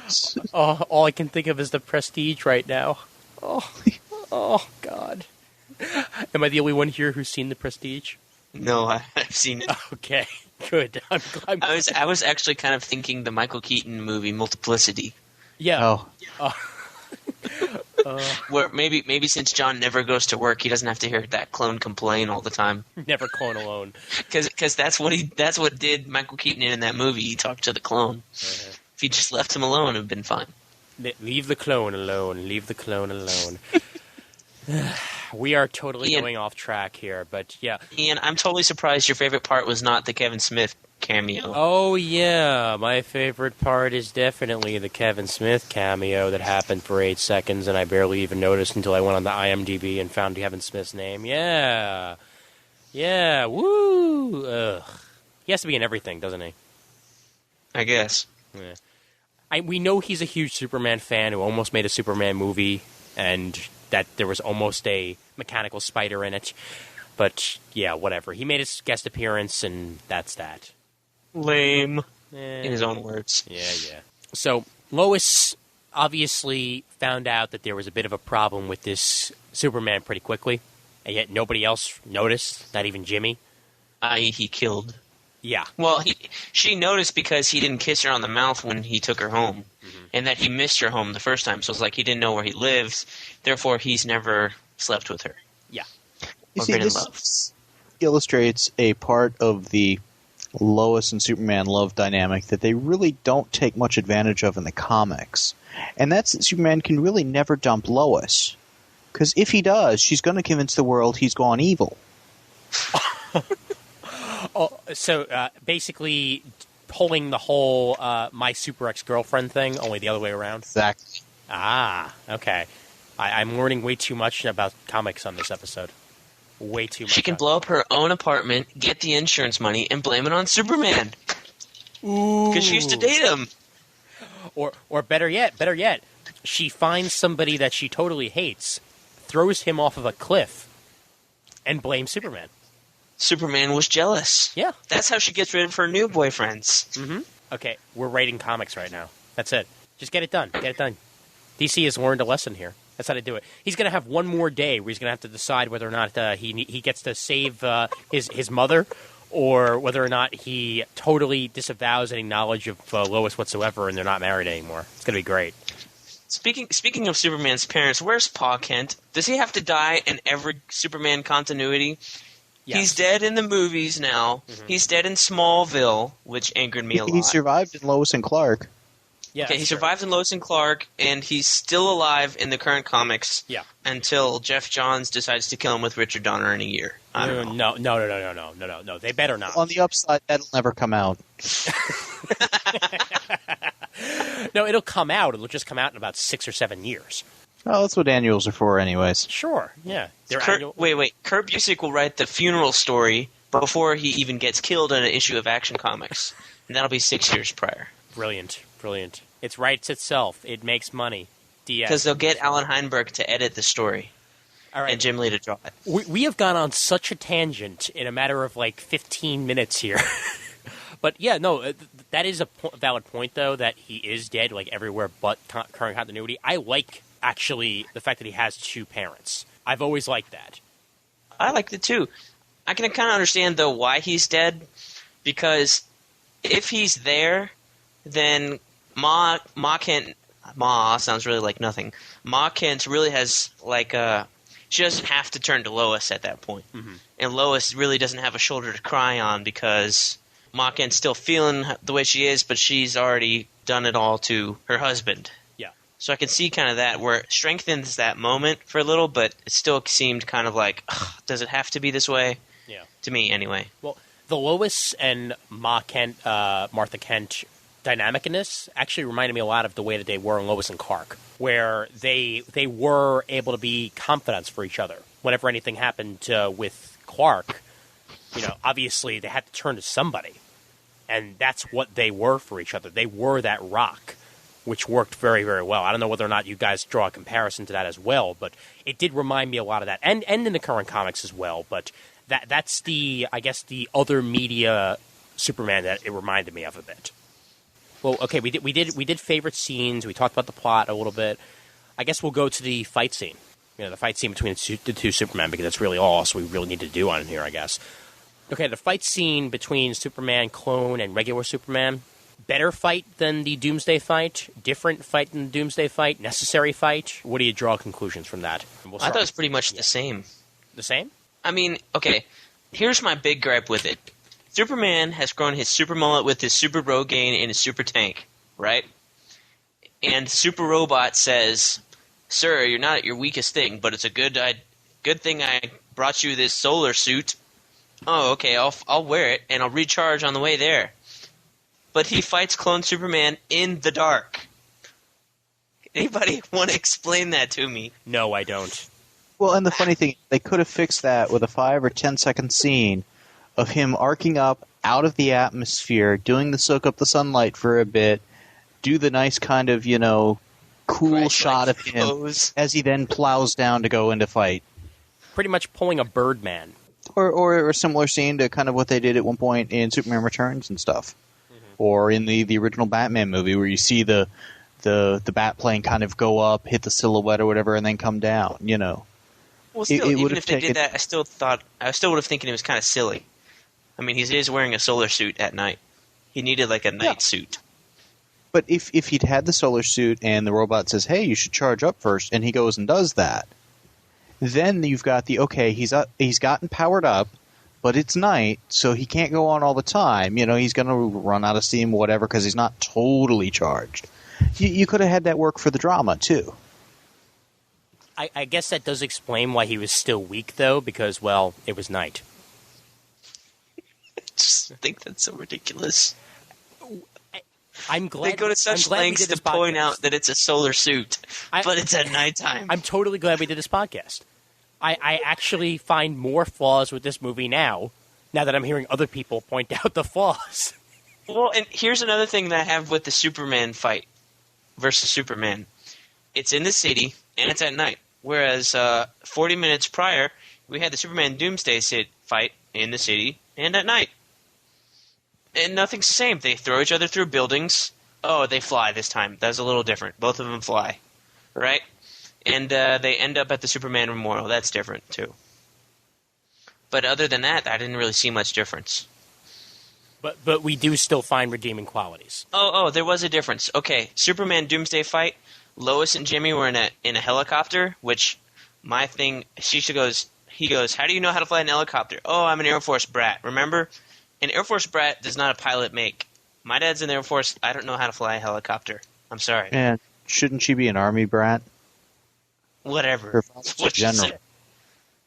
So, and in the Superman fight, they're not in a helicopter going to the battle. They're in a Jeep.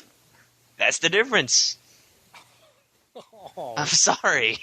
And how does she know how to drive a Jeep? I know. She's an Air Force brat.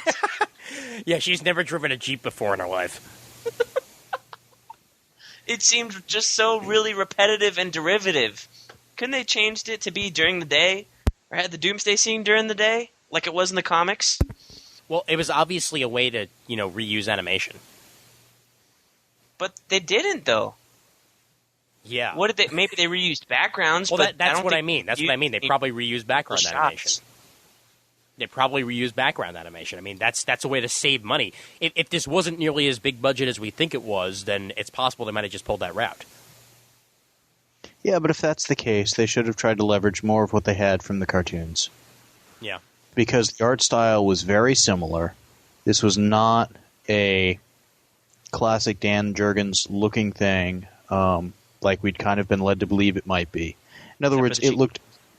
Well, no, I was going to say it looked so much more like the animated universe that we've seen in the cartoons than anything we were seeing in the comics around that time. And that's fine. I got no problem with that. But why not just embrace that, leverage all the art assets you've got on that, use whatever footage you can, or art material and stuff on that. Hell, I'd even have used the same voice actors. I thought the ones they had were fine, were good, but no reason you couldn't have used the existing, voice actors. that they've used before and since. I mean, it seems some of this was different for the sake of being different, and they could have potentially, and maybe not, maybe they wouldn't have saved any money if they'd gone with the existing model sheets and stuff like that. But, I have to wonder. I think that what they realized with this is that because it was a movie, they thought they had to get, familiar voice actors for certain things. But that's not the case. I mean, actual actors are not always the way to turn for animated features. I mean, there have been plenty of stinkers that came out that had, stars in it. Dougal, that 3D animated movie with Jon Stewart in it. Oh, yeah, the one that...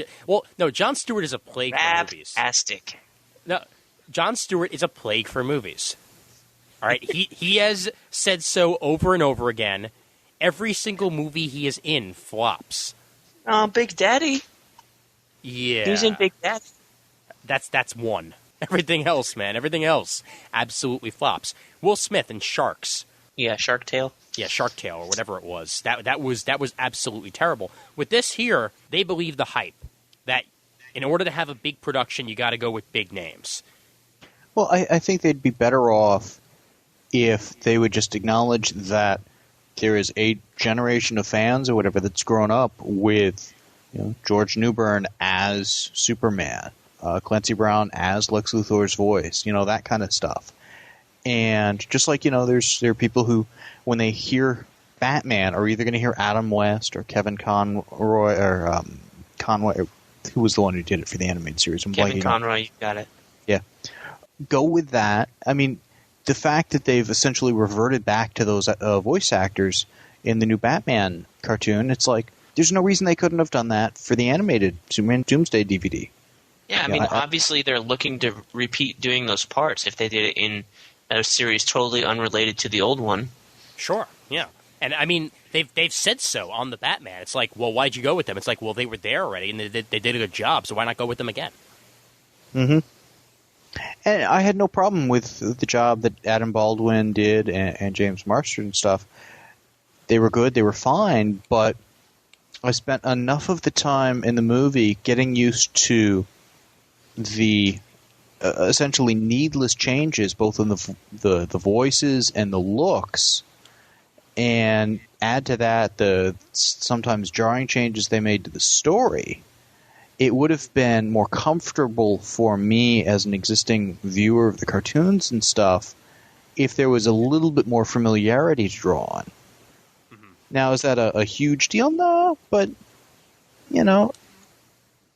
it would have been cheaper for them to go that way anyways. Oh, it would have been definitely cheaper. Yeah, because, I mean... And if they had used the same style and stuff for everything as the Justice League cartoon, couldn't they have reused some of the footage from the Superman Shazam fight for this?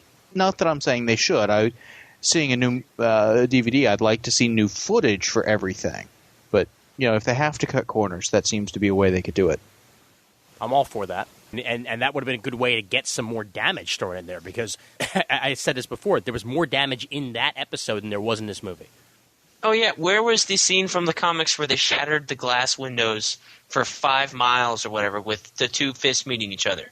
I wanted that at least once, whether Superman Doomsday or Superman. Come on, that was awesome. Mm-hmm. Yeah, we didn't get that at all in this, but... No. All right, well, at this point, I think we should just remind people that we did like things about this. No, we should be not. Well, but still, we've been dumping on it for a solid 40 minutes here, so that's why, I mean... we're dumping on it. We're pointing out areas it could have been better, and certainly for me, it's not that I didn't like it, it's just that it was hyped and marketed in a manner that set my expectations in a way that it was never going to meet. Yeah. If I'd gone in with a more open mind and wasn't spending half the time thinking, well, what the hell are those damn lines on the cheekbones? Getting used to the new voices, and what the hell just happened in the story that wasn't where I was expecting it to go for a faithful adaptation. Mm-hmm. I probably would have walked out of there thinking it was brilliant. It was a good film. Yeah. But it just wasn't, the one I was expecting. Yeah. John was sitting there with me when we saw it, and I think I actually remember turning to you at one point and saying, all right, this isn't that bad, but once they get to the actual, like, Return of Superman stuff, that's when it's going to start getting better. And then my expectations were met with a clone Superman. Mm-hmm. My entire perception of the film was sort of blown by that because I didn't see this coming. I thought I was getting, something different. So yeah, I mean, I was looking forward to, okay, what are they going to do with Steel? They've had Michael Dorn on the cartoon doing Steel, that kind of stuff. This could be fun. Mm-hmm. Sure, we're not going to see tons of him, but let's see what they do with it. Well, plus, nothing. Not only that, I was actually imagining in my head what it would look like animated to have that moment where Steel puts on a suit and you get to see animated, finally, like a flashback while he's putting on the suit for the first time of Superman saving Steel from that construction site, which is so iconic in my head because I remember reading that and thinking to myself, wow, this is a reason to become a superhero because you're alive because of this person. What they should have been doing with these is not a series of DVD movies, but essentially a series of TV miniseries for the Cartoon Network. Mm-hmm. Something where this would have gone for, 3 or 4 nights or something, and actually told the full damn story. Sure.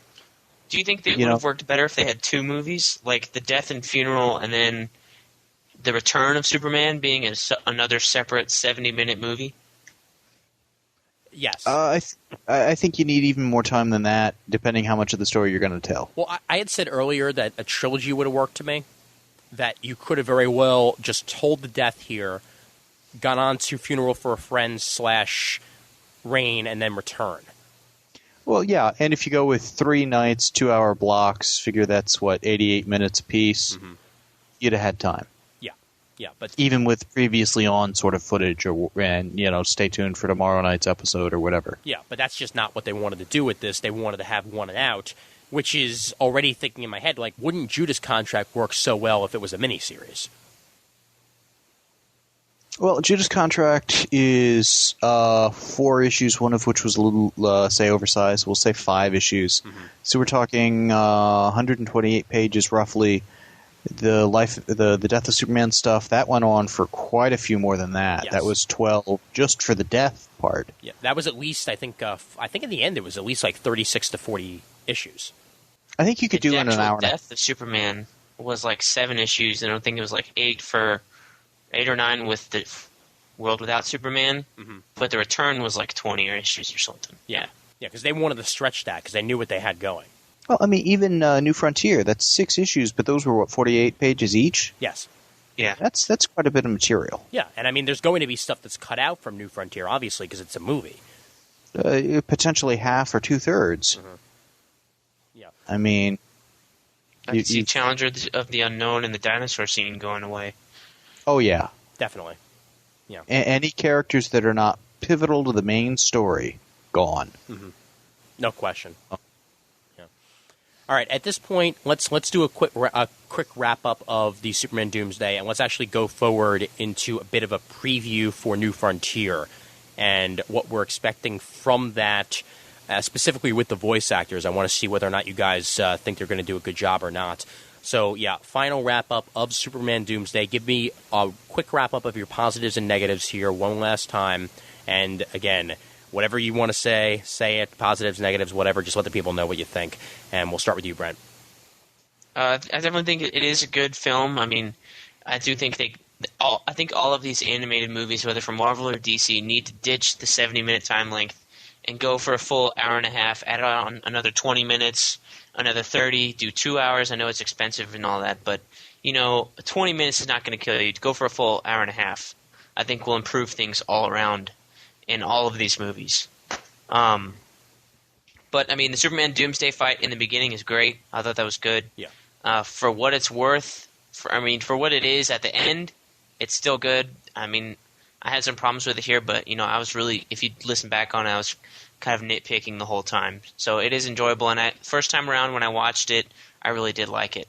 And the like I said in the beginning, the DVD feature about the actual comics, where they have all the comics and writers and artists and stuff, that's like an hour long is totally worth the rental or purchase, whichever you want. Yeah.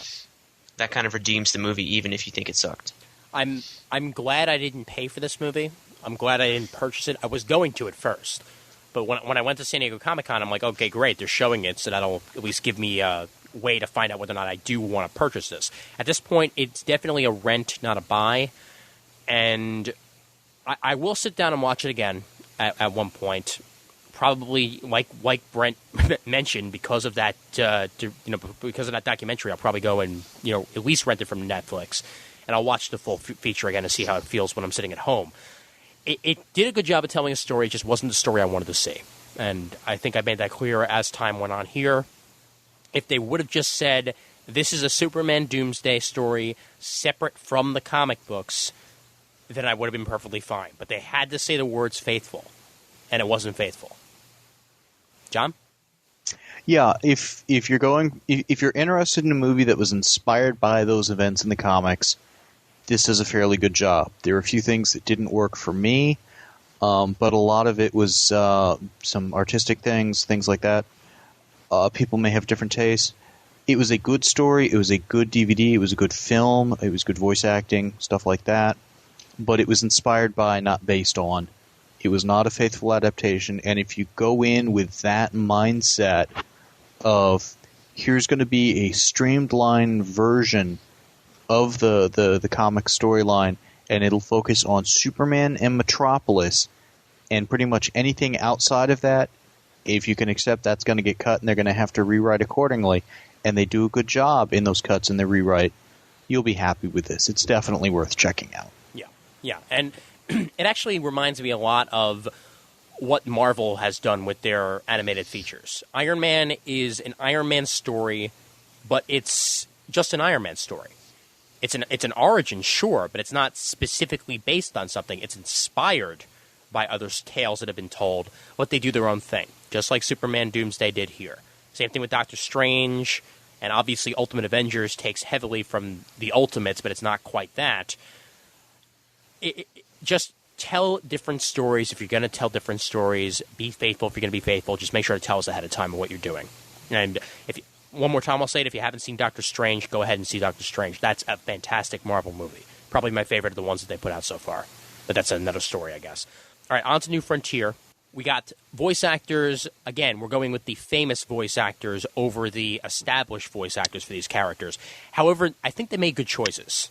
From the animation that you've seen so far, is it faithful enough for you, animation style-wise, Brent? I definitely think so. I think everything that John was looking for here about faithful being in animation, I think New Frontier is going to be that and more. Just from what I've seen on the Superman Return or Doomsday DVD, they've got like an 8-minute thing about it. I think they show a little more animation than they do on YouTube or anything like that. And it really does look like they pulled the comic out of it and did some flash animation, but better. It's totally Darwin Cook style. It's not Bruce Timm style, even though they're kind of derivative of each other. But, I think that animation-wise and, stuff like that is going to be great. Story, who knows? I have to watch it when it comes out, and then I'll go back and reread New Frontier after I watch the movie and see what it is. I'm kind of looking forward to Lucy Lawless as Wonder Woman since she's kind of always been like in the back of everybody's mind when they say a live-action Wonder Woman. Yeah. Because of Xena. Yeah. And in the Superman Doomsday DVD, they have her doing the Amazon call, which is kind of the same thing as the Xena call. Well, actually, it's not kind of the same. It's exactly the same. It's exactly the same. Come on, man. It was cool to hear it again. I mean, come on. Yeah, you haven't heard it in a while. And it actually, when I saw the YouTube clip, I remembered that there was a Hercules and Xena animated feature that came out. Yes, there was. Forever ago. That I never actually sat down and watched, that I might want to try and track down now just to see what, because the animation style looks absolutely horrible. I know it was like one of those things that was done in like 2 minutes, but it's one of the few Hercules and Xena things I haven't seen yet that I might want to actually pull out now just to see her in like another animated feature as a animated warrior with an animated yell scream. Yeah, it looks like they're doing like the John Jones story and the Hal Jordan story, so And I know they're definitely doing that little Flash bit. I'm looking forward to those because we haven't seen much of them animated-wise. Yeah, and we haven't actually found out who's going to be voicing John Jones yet either. He's one of the few that wasn't actually on that list last I checked. Well, then I guess he won't be anybody big then, right? Well, who knows? I mean, it's possible they might just be holding off until the end. But, yeah, John... Carl Lumley would be a good choice. Mm-hmm. David Ogden Stiers would be an interesting choice. Mm-hmm. Definitely Lawrence Fishburne. I want him as my John Jones. I almost said Jeff Johns. I want him as my Jeff Johns. He's going to be fantastic. When they the guy from Smallville wouldn't be that bad either. He's got a nice deep voice. Yeah. Just get somebody with a nice commanding deep voice, and I'll be happy. But Lawrence Fishburne would be the one that I would pick. What about Kevin Griveau, the guy who's writing New Warriors? He's really gravelly. He's like freakishly deep. Yeah. Haven't you heard him talk? I don't think I have actually. I don't know. He's in Underworld or something. Oh, him. Okay, all right. And he has that absurdly deep, gravelly voice. Yeah. You're like, there's no way that's real. Yeah, that guy. That guy. Exactly. Yeah. That guy. Yeah, he's awesome. John, animation style work for you? Yeah, from what I've seen, I think it'll be fairly faithful and stuff. I expect the story to be reasonably faithful. Again, it'll be streamlined. They're going to have to cut some stuff just to fit it into the time allotted. But I think that a standalone miniseries like New Frontier lends itself to that more than kind of a big sprawling epic on an ongoing series. Agreed. Yeah. And what's great is that with something like this, you can actually use comic books for what they're meant to be when it comes to the animated. When it comes to animated, they are literally storyboards for the animated feature. That's what the New Frontier comic is being used as. In the featurette, they actually had Darwin Cook mention that it was amazing for him to see his pages on the screen, entire scenes worked out, and then there would be that, that pause moment where you'd see that exact page, but there'd be an entire feature-length animated story behind it, which is exactly what you need to do. Use it as the template and make something great out of it, and that's definitely what I think they're going to end up doing with New Frontier. We're going to be happy about this. We definitely are going to be happy about this. Well, and also, since it had just the single artist for New Frontier, it's got a more focused artistic vision. Mm-hmm. Whereas the Superman Doomsday stuff, there were so many artists that worked on that, you could go with the Jurgen stuff, but there's none that's kind of this is the art style for all of it. Yeah. It'll be interesting to see how they do on Judas Contract, because one of the hallmarks of George Perez's work is the details. And that doesn't really work too well in an animated feature sometimes. Yeah, I mean, there have been some very well-detailed animated features out in the past, but I don't know how good they're going to be able to do it here. I'm going to have to go with probably one of the most detailed animated shows that I remember seeing was actually the X-Men animated series that captured the feel of X-Men very, very well to me. They're going to have to get something that's captures the feel of Teen Titans incredibly well out there to please everybody. For me, that's the make or break one. That's the material I've got the most kind of a personal connection to and investment in. Mm-hmm. Sure, I like the Superman Doomsday stuff. I have a little interest in the New Frontier stuff, but the New Titans was a lot of what really got me hooked on some of the comics. Yeah. So. Hey, sidetrack for a minute. Did any of you guys actually see the preview image they put out there for the new Wolverine and the X-Men? No. Yeah. It's actually the costumes that they're using are straight from Astonishing X-Men. Isn't that straight from the last movie? Wait. Straight from what? Those comics or those costumes seem to have been influenced heavily by some of the movies. Yes. Yeah. The only difference is that they added a coat to Cyclops, which I'm not quite sold on yet. But the rest, I mean, it looks like it's actually going to be pretty faithful to that. I hope it actually turns out to be good, but that's probably a good step for Marvel right there. Their Sensational Spider-Man looks good, and Wolverine and the X-Men, again, from that one preview image, looks like it should be good. So maybe they're going to have a new age for Marvel animation for the first time since the 90s, maybe. Well, I think it's great that both Marvel and DC are getting these things direct to DVD and out there. Definitely. Because when these things are hitting, Walmart and Targets and stuff like that, and people can pick them up for, $14, $15 or whatever. I don't know what numbers these things are doing, but I would imagine even if every Walmart gets, 2 copies and sells them, and we know they're getting, exponentially more than that, mm-hmm. The comics are, a drop in the bucket compared to that. Well, so it's getting the material out there to people. Well, I don't know if you guys heard that Kids WB is no more. I was just going to say. Yeah, that with these new series and stuff, I don't know where they're going to go. I don't know either. I mean, as of this next fall, there will no longer be a Kids WB. It's being replaced by 4Kids, which made my eyes roll. Ugh. It's going to be basically preschool stuff, and they say that Kids WB is entirely gone, which probably means that the stuff that is on WB is either going to be relocated to a different time slot or on Cartoon Network. I would just go Cartoon Network because that's Cartoon Network seems the more likely choice. It is for me as well because, well, obviously it's the same company, so it would just make sense to make the rollover to there, or else they will go straight to DVD, which would be interesting to see. Perhaps maybe, I doubt this is going to happen, but maybe an entire season direct to DVD. I'd like to see some studio experiment with that format and do something a bit more aggressive or assertive than just, here's a 70-minute animated feature. Yeah. A 90-minute TV, direct-to-DVD movie or whatever like they're doing with Babylon 5 and Stargate and stuff. Yeah. Because if they can get to where they can go kind of straight to DVD and kind of skip the broadcast venue entirely, that opens up a lot of options for them. Definitely. Yeah. Well, we'll wait and see what ends up happening on that, but let's move back to New Frontier here for a minute. I'm just going to roll down the list, and you guys can give me your thoughts on the casting. David Boreanaz as Hal Jordan, a.k.a. Green Lantern, obviously. Brent? I think it's brilliant. Well, actually, yeah, no, go ahead, John. I think it's brilliant. I think he's a great choice for that. I think he'll fit fine. Yeah. Well, he's a guy I always actually kind of imagined as a live-action Hal Jordan in my head.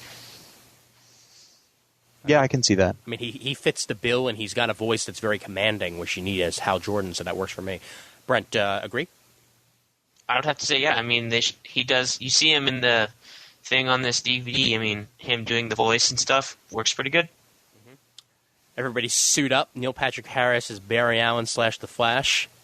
All I have to say is hell frickin' yeah. The only thing I've really seen with Neil Patrick Harris is his stuff in Harold and Kumar, so I'm going to have to say pass. Really? Huh. Yeah. Okay. I was not of age when Doogie Howser was on or anything like that. You don't watch How I Met Your Mother? No. Okay. Because he's... You know what? Actually, see if you can find maybe a clip on YouTube of that and sample his voice from there. And he can be serious at times. So his voice is very youthful, which lends to a character like the Flash. However, I am thinking in my head he'd probably make a better Wally than a Barry. See, that was my next question. Was I've had Wally on the JLU, which I've watched, so recently. Mm-hmm. So I'm kind of like, I don't know. I mean, this is Barry; it's a different guy. So well, I don't know. It's also it's going to be a younger Flash because obviously it's New Frontier. Okay, but Barry, when he was younger, or even as a character, was he cracking jokes all the time like Wally kind of is? Or was at times? Well, John, actually, you'd probably be able to answer that better than us. I was going to say no, not really. He was very straight-laced. He was not the loose jokester kind of character that Wally is. Mm-hmm. So I think Neil Patrick Harris is a great actor, and I'm sure he'll do an excellent job.